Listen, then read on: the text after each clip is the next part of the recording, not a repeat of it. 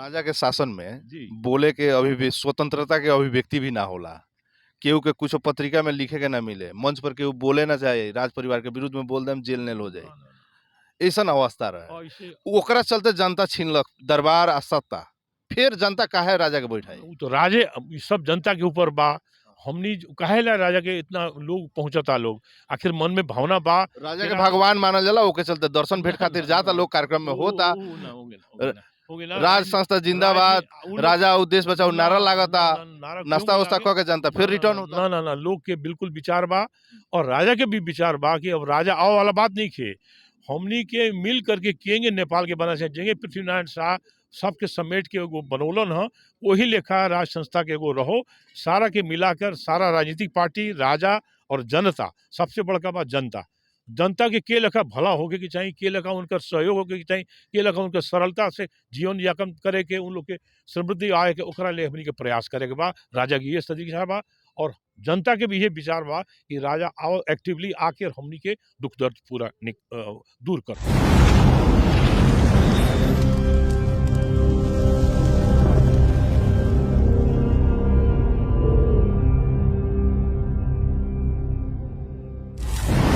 राजा आओ देश बचाओ, हमरो राजा प्राण बंदा प्यारो छे, ई नारा सब रुआ सुनले होखे।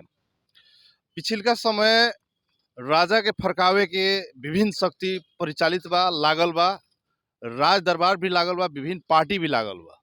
ऐसन का किस्म के अपने के माहौल देख रहल बानी, जौना के चलते पूर्व राजा ज्ञानेंद्र शाह के गतिविधि बढ़ल बा। यही संदर्भ में परसा के सदर मुकाम बीरगंज में भी माघ 13 गते पूर्व राजा ज्ञानेंद्र शाह और वहाँ के परिवार आ रहल बानी। नागरिक अभिनंदन प्लस वहाँ के संबोधन भी बा। ओकरे तैयारी में देख रहल बानी कि बीरगंज के जिला प्रहरी कार्यालय के अगाड़ी के लाल बंगला जौन बा, यहाँ अभी मंच के अच्छा स्टेज बनावे वाला काम सब चल रहल बा, तैयारी तीव्र बाटे। ओकरा बाद अपने के लगभग 50,000 लोग, 50,000 मतलब जनता उतारे के आयोजक मूल कमेटी के तैयारी बाटे। ये अपने के सपना साकार होई कि ना होई, लेकिन वो दिन के कार्यक्रम बताई। अब बहुत दिन के बाद पूर्व राजा ज्ञानेंद्र के सवारी बीरगंज में हो रहल बा, जौना के चलते भी बहुत आदमी के अंदर उत्सुकता बढ़ल बा कि वास्तव में राज जौन अपने के राजाशाही जौन शासन रहे, वो अपने के फिर से नेपाल में बहाल हुई, ओकरा बाद फिर से नेपाल हिंदू राष्ट्र हुई। लोग के जिज्ञासा मतलब चिंता बढ़ल जा रहा बा। ओकरा चलते कहीं ना कहीं राजा के कार्यक्रम में सब लोग आवे खातिर व्याकुल बा। आई तैयारी के संबंध में बातचीत करे खातिर जोनी समारोह बा, मूल समारोह समिति के कुछ पदाधिकारी लोग बानी, वहाँ लगन से हमने के बातचीत कर रहा बा। कार्यक्रम आयोजन के मूल समारोह समिति के कोषाध्यक्ष बानी राजकुमार सिंधी, नमस्ते, स्वागत बा। नमस्कार जी।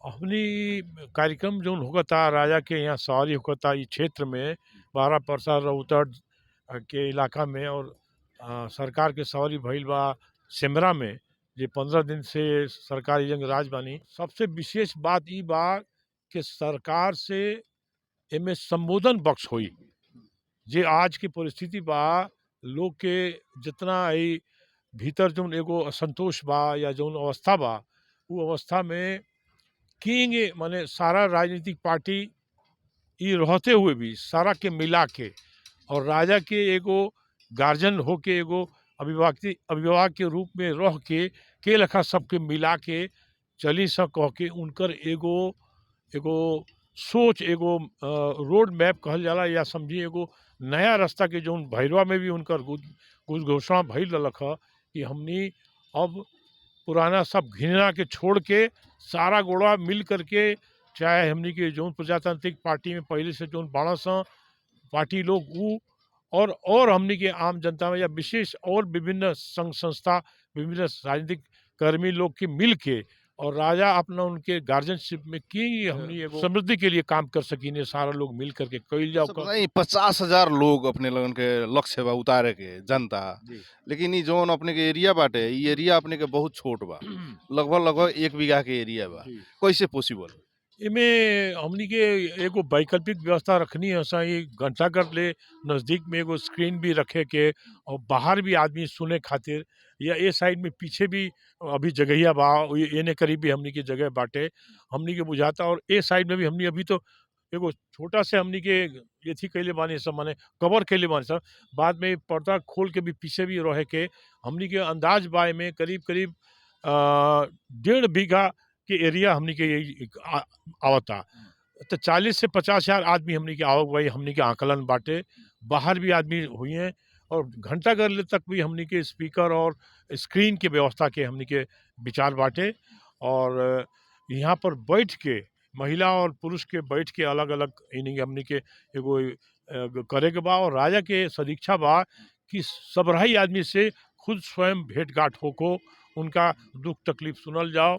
और ये हमनी के व्यवस्था में एगो प्राथमिक चिकित्सा के इमरजेंसी के लिए सब भी रखत ले बानी सब। पानी लोग के जो पियावे वाला भी सब व्यवस्था रखले बानी सब। अच्छा, ये कार्यक्रम के अपने के नाम रखले बनी स्वागत एवं नागरिक अभिनंदन। अभिनंदन जी। नागरिक लोग राजा के मतलब अभिनंदन करम कि राजा नागरिक लोग के अभिनंदन करे? ना, और इमे का बा राजा के सदीक्षा इहे बाटे कि जनता के केंगे सुख होखो, केंगे माने उ लोग के दुख दर्द कम होखे। सो स्वयं राजा यहाँ जब सवारी हुए जनता से सीधे प्रत्यक्ष उनका से भेंट मुलाकात हुई। हमरा याद बा भरथवा में हम देखनी शिवनगर में कि किसान लोग अपन उहे ड्रेस में अपन लगा के अइलो से कहलो से ना हमरा राजा से रुआ भेंट करा दी। तो लाइन में लगल रहलो से राजा के सवारी भइल। हम कहनी सरकार वहाँ ले चली, सरकार को दर्शन गर्ने इच्छा रहे छ और सरकारबाट केही वचन पनि बक्सने आशा रहे छ करके हम सामने करा देनी हो। और सरकार उनका से पूछलन ह, हाल बाल पूछलन ह। उमें इतना खुशी भइल जनता लोग कि सीधे हमनी माने सरकार के हमनी एगो एगो फूल लेके भी लोग खड़ा रहलन स, कोनो यही खड़ा रहलन स, माने बतौलन स कि ना सरकार आइल जाओ, ना तो है जोन बा किंग हो जाता हमनी के बड़ा दिक्कत बा, हमनी किंग दिक्कत दूर हुई। ओसे जनता सबराई से सबराई आवे चाहता और यही से राजा यहाँ आयल आवतरण। अच्छा, एक बात बताइए, राजा के अपने के दरबार बा सिमरा में प्रभु बास कह के पूस 23 गते यहाँ सवारी होता, 28 गते बराहतवा, अपने के 2 गते रौतहट, जयनगर, शिवनगर, ओकरा बाद अपने के 4 गते गढ़ी माई 12 जिला, 13 गते यहाँ मधेश के कुछ जिला में भ्रमण कर लेला से राज दरबार वापस आई, चाहे फिर राजा के शासन आई, जनता ई जाने के चाह। ये हम का देखनी एकरा साथे साथे हम रउआ बताए चाहतनी 8 गते सरकार के हेटौड़ा में सब सवारी भइल। हम ऐसन अभूतपूर्व मने ना देखले रहनी कि चुरिया माई से लेके और रउआ सीमेंट फैक्ट्री के पीछे पदम पोखरी ले, अब पदम पोखरी के बाद में लौट के फिर माछा प्लांट 5 नंबर वार्ड तक गईली हैं। कम से कम 15-20 किलोमीटर तक लोग के भीड़ घुंचो रलक। और रउआ एक एक घर के आगे पूरा रउआ जौन बा कलश के रख के फूल रख के लोग खड़ा रहल स। मतलब वृद्ध होके चाहे बाल बच्चा होके सारा लोग खड़ा रहल स। जैसन श्रद्धा हम देखनी है हम उकरा से बेसी पहाड़ पे देखनी है। अच्छा, ठीक बा, अपने बताएं कि जे जहाँ अब लोकतंत्र आ गए, प्रजातंत्र आ गए, गणतंत्र आ गए, सब चीज आ गए, अब कुछ पार्टी राजनीतिक दल कर रहल बा, अगर राजा के शासन ही करे के बा नेपाल में, सत्ता ही पर बैठे के बा, तो पॉलिटिकल पार्टी खोल के आई, जनता वोट दी, जनता के सहानुभूति बा तो जनता वोट दी, राजा अपन राज पर चले ही हन।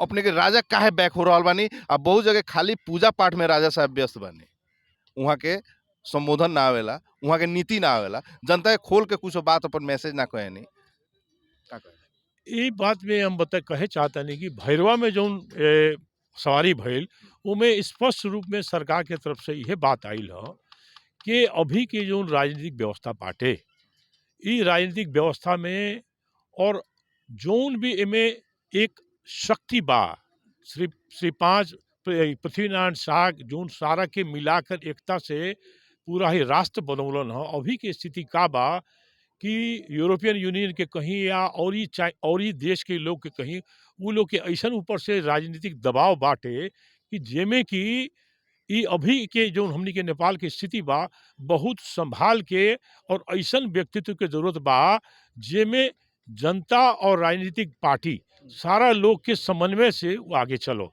तो राजा के सदीक्षा बा एमे ई बात नहीं है कि कहना राजा के शासन कहते हैं, राजा के शासन के सवाल नहीं कि एगो गार्जियनशिप के हिसाब से भी तो आ सकेला नु। मन में पूरा इतना बा कि हमनी केहूँ के जब राजा हमनी के अभिभावक के रूप में रहो, ओकर बाद में ही राजनीतिक व्यवस्था जौन बाटे ओकरा ऐसन मिला के चलो कि सारा लोग ओमे आओ।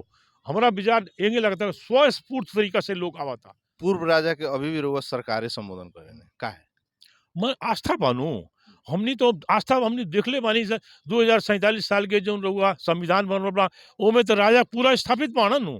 इ तो 2072 के जो संविधान ले अइले से ओमे राजा के किनारे कर देलौं सन चुपचाप में, मालूमे न पड़ल। न तो 2047 की जो संविधान बनल रहा, राजा से बख्श पहले कि ठीक है तूनी संविधान बनाओ और नया राजनीतिक मतलब नया गणतंत्र आइल हो, वो तो मान गइल ना। जो संविधान बाद में 72 में चेंज हो गइल ओमे राजा के किनारे छांट गल गई। राजा कुछ बोले के नहीं चाहत, बिल्कुल चाहिए राजा वहाँ बोलता को ना। कहते नहीं कि जब ना, सत्ता में आवे के ना, चाहता नहीं, रोड ना, पर आवो लगन वो- हमरा के सपोर्ट कर लो। वो वैसन उनकर विचार नहीं थे। वो चाहत रहे सिर्फ सारा राजनीतिक पार्टी लोग जनता लोग बैठ करके कैसन ऐसा हमनी के नया रास्ता चुन सकल जाला जिसमें सारा के भला हो सकल जाला। एक बार कही जाओ ई जोन बा ऐतिहासिक हुई। राजा के संबोधन आवता वहाँ के फिर से कहम अवस्था चिंताजनक छ, डर लागदो छ, सतर्क रहनु होला, एकदम आफ्नो होशियारी पुर्याउनु होला, बस एकरा से बेसी वहाँ के ना आए। अब देखल जाए रुआ हमनी के तो बहुत आशा करता नहीं और हमनी के विश्वास बा स्पष्ट एगो रुआ रोड मैप आई हे लेखा करे के बा कह के वो आई। और बहुत राजनीतिक पार्टी लोग भी संपर्क में बाणन राजा के आवता कि भाई किएंगे हमनी करे के बा। अब थोड़ा हमनी नया रूप से कहीं मतलब राज दरबार आक्रामक हिसाब से अब आगाड़ी बढ़ी। आक्रामक हिसाब से कोई सवाल नहीं है, बिल्कुल सहज हिसाब से बिल्कुल शांतिपूर्ण तरीके से